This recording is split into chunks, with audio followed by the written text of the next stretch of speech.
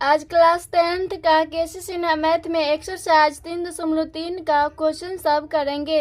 Question इसका पहला है, निम्नलिखित समीकरण निकाय को विलोपन विधि से हल करें।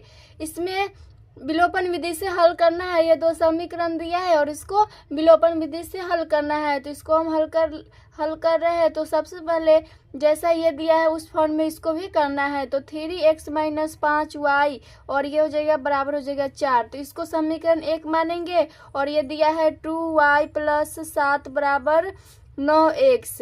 तो x वाला के इधर कर लेंगे तो हो जाएगा 9x - 2y बराबर हो जाएगा 7। इसको समीकरण 2 मानेंगे। अब इसमें विलोपन विधि में होता है, पहला समीकरण जो है 3x - 5y बराबर 4 और दूसरा समीकरण है 9x - 2y बराबर 7। या तो एक रंग x के गुणांक समीकरण 1 में रहे और समीकरण 2 में फिर x के गुणांक सेम रहे। तो या तो x को गुणा करा के काटिए सेम करके, या तो y के गुणांक को सेम गुणा करा कर काटिए। तो हम इसमें समीकरण 2 में है 9x - 2y बराबर 7। तो हमको समीकरण 1 में भी 3 से गुना करना होगा, तभी हम x के गुणांक को 9 अगर 3 से इसमें गुना करेंगे तो 3 × 9 आ जाएगा। तो समीकरण 1 के x के गुणांक और समीकरण 2 के x के गुणांक सेम हो जाएगा, तो ये कट जाएगा। तो हम समीकरण 1 में 3 से गुना कर रहे हैं। समीकरण 1 में 3 से गुना करने पर तो समीकरण 1 है 3x - 5y बराबर 4 है। इसमें हमको 3 से गुना करना है। तो 3 × 9 x - 5 × 15 y बराबर हो जाएगा 4 × 12।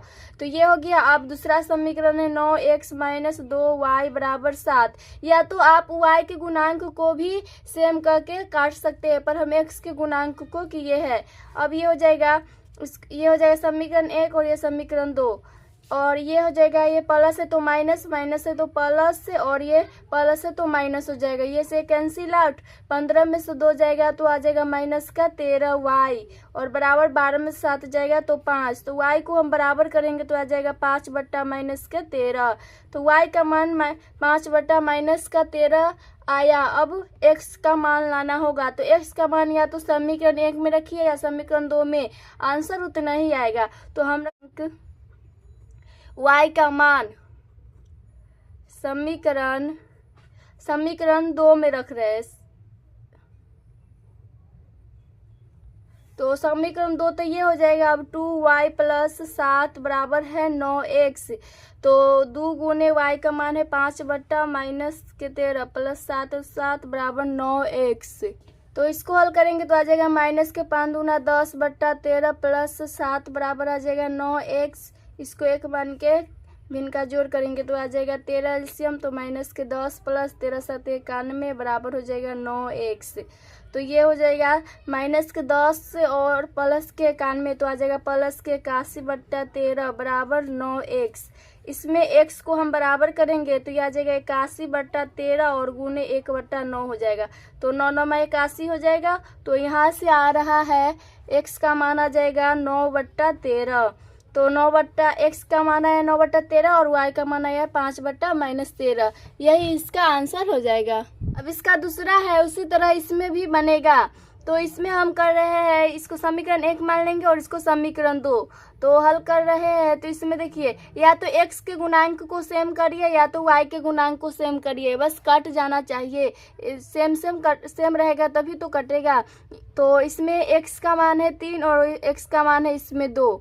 तो इसमें हम समीकरण, चाहे x वाले को छोड़िए y में देखते हैं। y का गुणांक है 4 और इसमें y का गुणांक है 2। तो समीकरण अगर 2 में हम 2 से गुना कर देंगे तो y का गुणांक सेम हो जाएगा और ये कट जाएगा। तो हम समीकरण 2 में 2 से गुना कर रहे हैं। समीकरण 2 में 2 से गुना करने पर तो 2 से गुना करेंगे तो आ जाएगा 2 × 2x - 2y बराबर हो जाएगा 2, इसमें भी 2 से गुना होगा क्योंकि ये पूरे में करा रहा है, तो हो जाएगा 2 दूना 4x माइनस 2 दूना 4y बराबर 2 दूना 4। अब ये आ गया। अब समीकरण 1 को लिख देंगे। समीकरण 1 है 3x प्लस के 4y बराबर 10। तो इसमें समीकरण 1 प्लस 2 करेंगे तो ये कट जाएगा क्योंकि यहाँ हो जाएगा 1 प्लस 2 कर रहे हैं तो यहाँ पर हो जाएगा प्लस, ये हो जाएगा प्लस से कर रहे हैं तो यही रह जाएगा और ये हो जाएगा 10, ये हो जाएगा प्लस के, तो यहाँ से ये कट जाएगा तो आ जाएगा 4 3 7 x बराबर 10 4 14। तो x को बराबर करेंगे तो 14 बट्टा x के गुणांक वाला, x को बराबर किए तो इसके गुणांक वाला बट्टा में चल जाएगा तो हो जाएगा 7 7 दूना 14। x का मान 2 आ रहा है। अब x का मान समीकरण 1 या 2 में रखिए, आंसर उतना ही आएगा। तो हम समीकरण 1 में रख रहे x का मान, तो x का मान समीकरण 1 में रखने पर, तो समीकरण 1 है 3x प्लस 4y बराबर 10। तो इसमें x का मान रखना है तो 3 इंटू x का मान है 2 प्लस 4y बराबर 10। तो ये आ जाएगा 3 दूना 6 प्लस 4y बराबर 10। तो यहाँ से 4y को बराबर करेंगे तो 10, ये प्लस के तो इधर आएगा माइनस के 6 हो जाएगा। तो 4y बराबर आ जाएगा 10 में से 6 घटेगा तो 4, 4 से 4 कट जाएगा, y बराबर आ जाएगा 1। तो x का मान 2 आया और y का मान 1, यही इसका आंसर हो जाएगा। अब इसका 3 है x प्लस वाई बराबर है 5 पहला समीकरण। दूसरा समीकरण है 2x माइनस 3y बराबर 4। इसको समीकरण 1 मानेंगे और इसको समीकरण 2। तो इसमें समीकरण 2 में देखेंगे तो इसमें x का गुणांक 2 है, इसमें y का गुणांक 3 है। तो या तो समीकरण 1 में x के गुणांक को 2 से गुना करा दीजिए या y के गुणांक को 3 से गुना करा दीजिए, आंसर उतना ही आएगा। तो हम समीकरण 1 में 2 से गुना करा रहे हैं। तो समीकरण 1 में 2 से गुना करने पर, समीकरण 2 है, इसमें 2 से गुना कराएंगे तो यह आ जाएगा 2x प्लस के 2y बराबर 5 दूना 10 हो जाएगा। समीकरण 2 है 2x माइनस 3y बराबर है 4। तो इसमें अगर हम समीकरण 1 प्लस 2 करेंगे तो ये x कट जाएगा। समीकरण 1 माइनस 2 करेंगे तो समीकरण 1 माइनस 2 से, तो ये हो जाएगा प्लस तो माइनस, माइनस तो प्लस, ये हो जाएगा प्लस तो माइनस। तो ये से कैंसिल आउट, ये हो जाएगा 2y और प्लस के 3y 5y और 10 में से 4 घटेगा तो आ जाएगा 6। तो y का मान आ जाएगा 6/5। तो y का मान 6/5 आ गया। अब y का मान समीकरण 1 या 2 में रखिए, आंसर उतना ही आएगा। तो हम लिख दे रहे हैं y का मान समीकरण 1 में, समीकरण 1 है x प्लस वाई बराबर है 5। तो x प्लस वाई का मान है 6/5 बराबर 5। तो x को हम बराबर करेंगे तो 5 माइनस ये प्लस का है तो इधर आ जाएगा तो माइनस को हो जाएगा 6/5। तो x बराबर आ जाएगा, ये एक मान के भी इनका घटाव करेंगे तो एलसीएम 5 आएगा, 5 25 1 6 हो जाएगा ये। तो x बराबर आ जाएगा 25 में से 6 घटाएंगे तो आ जाएगा 19/5। तो x का मान आ गया 19/5 और y का मान आया 6/5, यही इसका आंसर हो जाएगा। अब इसका चौथा है 2x प्लस 3y बराबर 8। दूसरा समीकरण है 4x प्लस 6y बराबर 7। उसी तरह ये भी सेम बनेगा। तो इसको समीकरण 1 मानना है, इसको समीकरण 2। तो इसमें x के गुणांक को सेम करिए या y के गुणांक को सेम करिए, पर इसमें सेम होगा तभी ये कटेगा। तो हम इसमें देखिए समीकरण दूसरा में है 4x और समीकरण 1 में है 2x। तो अगर इसमें 2 से हम मल्टीप्लाई कर देंगे तो ये आ जाएगा 2 दूना 4x, x के गुणांक सेम हो जाएगा। तो समीकरण 1 में हम 2 से गुना कर रहे हैं, तो यहाँ पर लिख देंगे समीकरण 1 में 2 से गुना करने पर। तो समीकरण 1 है 2x प्लस 3y बराबर 8 है, 2 से मल्टीप्लाई करेंगे तो हो जाएगा 4x प्लस 3 दूना 6y बराबर 8 दूना 16। और दूसरा समीकरण है 4x प्लस 6y बराबर है 7। तो इसमें करेंगे तो ये माइनस और ये भी माइनस और ये माइनस हो जाएगा तो ये से कट जाएगा। तो इसमें आ रहा है 0 बराबर आ रहा है 16 में से 7 जाएगा तो 9। तो 0 9 के बराबर आ रहा है, तो इसमें लिख देंगे इसका। तो इसका हो जाएगा इसमें लिख देंगे इसका कोई हल नहीं होगा, क्योंकि 0 9 के बराबर नहीं होता है। तो लिख देंगे कोई हल नहीं होगा, क्योंकि 0 9 के बराबर है। तो इसमें कैसे हम निकाल सकते हैं x और y के मान? तो इसका आंसर यही हो जाएगा, कोई हल नहीं होगा। अब इसका पांचवा है 8x प्लस 5y बराबर 9 है और 3x प्लस 2y बराबर 4 है। तो इसको पहला समीकरण मानेंगे, इसको दूसरा समीकरण। तो इसको हल कर रहे हैं।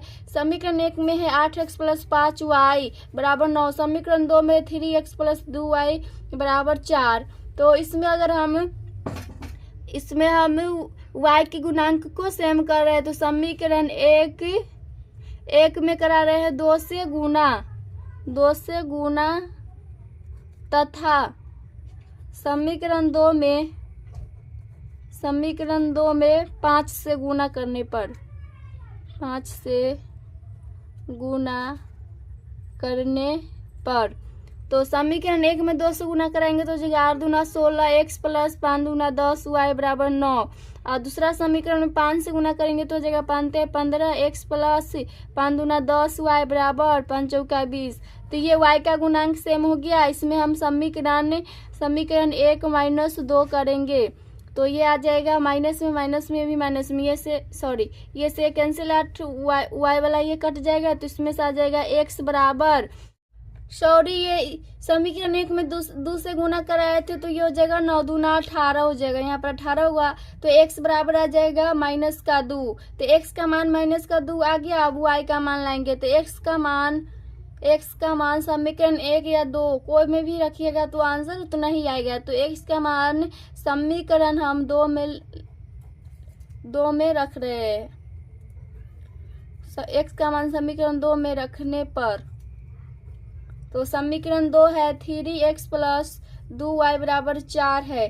तो 3 इंटू एक्स का मान माइनस के 2 प्लस 2y बराबर हो जाएगा 4। तो 2y को हम बराबर करेंगे तो यह आ जाएगा 4 और ये माइनस में 6 इधर आएगा तो प्लस में 6। तो 2y बराबर आ जाएगा 6 4 10, तो 2 5 10, y बराबर आ जाएगा 5। तो y का मान 5 आया और x का मान माइनस के 2, यही इसका आंसर है। अब इसका छठा है, उसी तरह ये भी बनाना है। तो इसको समीकरण 1 मान रहे हैं और इसको समीकरण 2। तो इसको हम हल कर रहे हैं तो इसमें हम समीकरण 1 में 3 से गुना तथा समीकरण 2 में 2 से कर रहे हैं गुना करने पर समीकरण 1 में 3 से गुना करेंगे तो हो जाएगा 3 दूना 6x 3 तिहाई 9y और 46 तिहाई हो जाएगा 36 18 138 और इसमें 2 से करेंगे तो आ जाएगा 3 दूना 6x 5 दूना 10y बराबर और 74 दूना हो जाएगा 4 दूना 8 और 7 दूना 14 148 हो जाएगा। तो इसको माइनस करेंगे तो ये कट जाएगा, यहाँ माइनस हो जाएगा यहाँ माइनस, ये से कैंसिल आउट। 9 में से 10 घटेगा तो माइनस का y आ जाएगा और ये उल्टा घटेगा तो आ जाएगा माइनस का 10। तो माइनस माइनस प्लस y का मान आ गया 10। अब x का मान लाना है तो y का मान हम समीकरण 1 में रख रहे हैं। y का मान समीकरण 1 में रखने पर तो समीकरण 1 है 2x प्लस 3y बराबर है 46। तो 2x प्लस 3 इंटू वाई का मान 10 बराबर 46। तो यहाँ से आ जाएगा 2x को बराबर करेंगे तो 46 माइनस 10 30 हो जाएगा। तो 2x बराबर आ जाएगा, इसको घटाएंगे तो 6 और 4 में से 3 जाएगा तो 1 16 आ रहा है। तो 2 8 16, x बराबर आ जाएगा 8। तो x का मान 8 आ गया है और y का मान 10, यही इसका आंसर है। अब इसका 7वां है, इसमें यह दशमलव वाला दिया है 0.4x माइनस 1.5y बराबर 6.5।